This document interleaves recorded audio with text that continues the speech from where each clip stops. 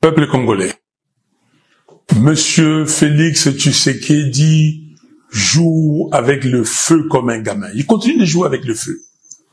Il vient de déclarer la guerre au peuple congolais.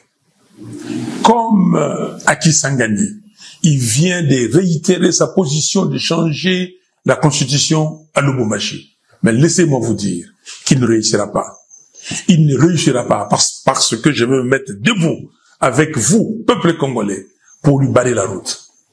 Il ne va pas réussir son projet funeste. Il n'est pas Dieu. Il n'est pas Alpha et Oméga. Qu'il sache que la constitution congolaise, et vous devez le savoir, elle a été rédigée par les Congolais au Congo, pas par les étrangers. Qu'il sache que lui n'a jamais gagné une élection, qu'il sache qu'en 2018, j'ai gagné. Il le sait avec 62,11%, qu'il a usurpé le pouvoir. Et qu'il sache qu'en 2023, il a organisé un simulacre d'élection.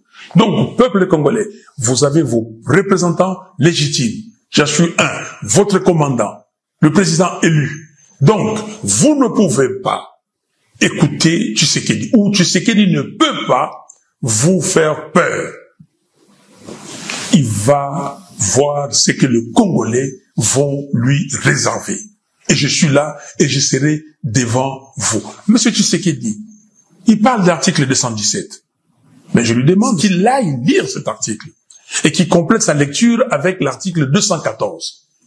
Comme sa première ministre, lui vient démontrer qu'il ne connaît pas la Constitution. C'est grave.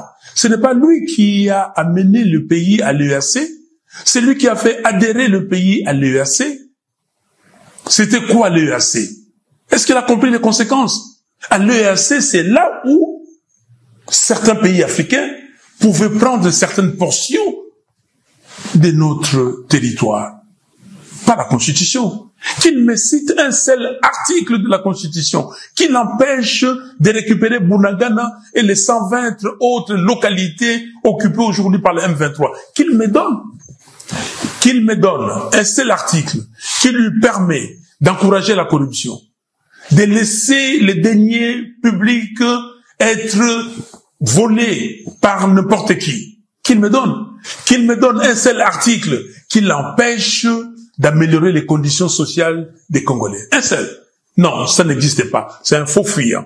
Monsieur Tshisekedi doit comprendre que les Congolais ne le laisseront pas faire.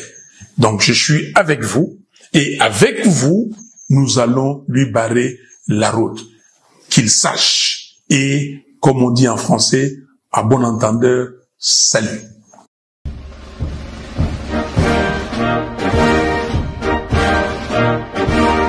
Écoutons.